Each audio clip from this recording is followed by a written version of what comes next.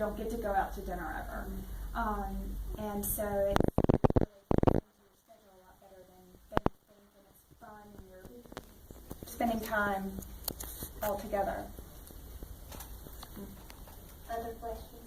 I have a question. If you want to do donations, The Wells Fargo building, Suite 220, down 3rd at Mulberry Street, where the Board of Education is. I'm in the juniors department, and every donor will come out to a dinner party event.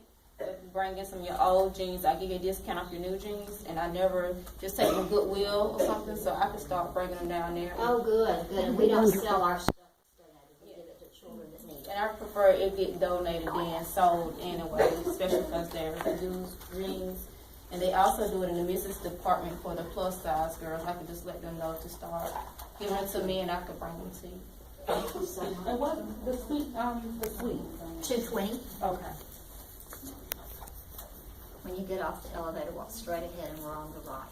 Okay, that works. Okay, the age group again was? 7th to 12th grade, 12 to 19. Okay. As long as they're in public school, we service them. Okay. Any other questions? I have a question. I have a 16-year-old son. We don't necessarily, what, he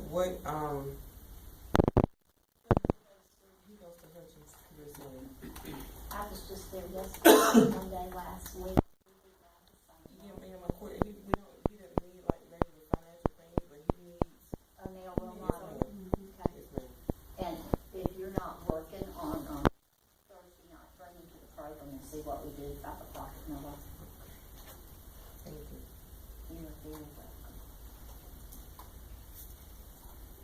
Any other questions?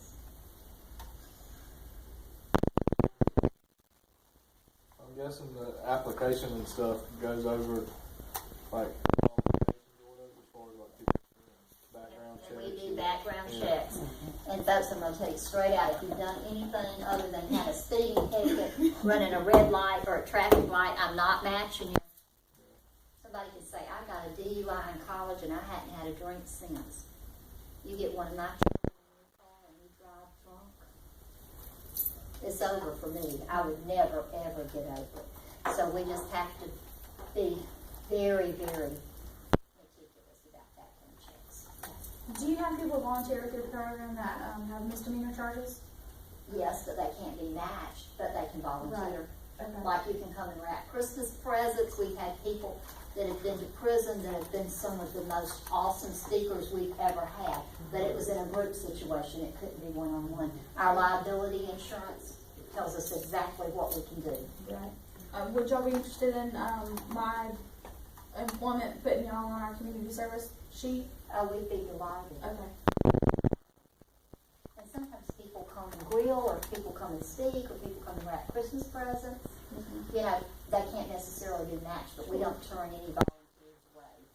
And you all do special programs for children, so if you have an area of expertise, the Meadows Project runs a summer camp and sometimes looks for people who will come and present and work with kids If any of you in have that written kind a of book, training I'm situation. always looking for the author in residence every summer, and I have run out of every author in Macon that I know. So please write a book quickly before the summer if you haven't done it already. I need you.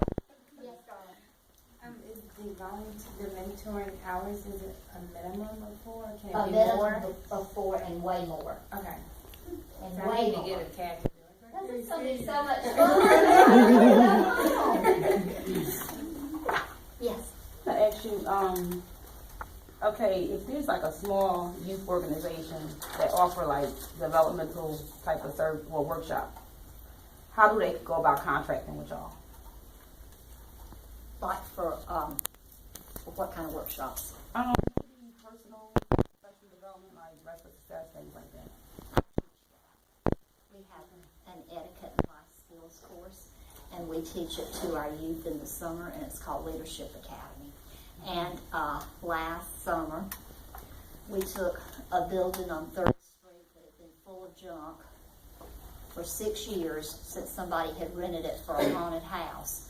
Oak Mulkey Traders was about to open up.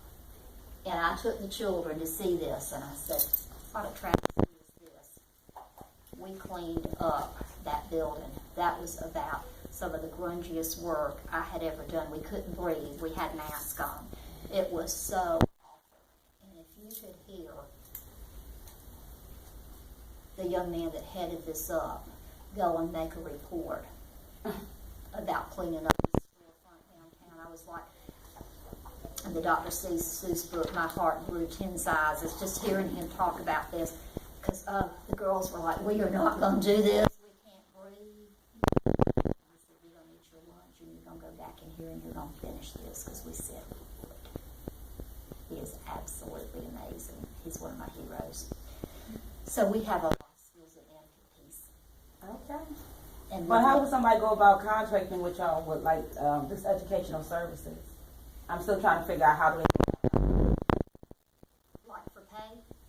I don't know if it's going to be for pay. I'm just trying to figure out like how does somebody go about contracting?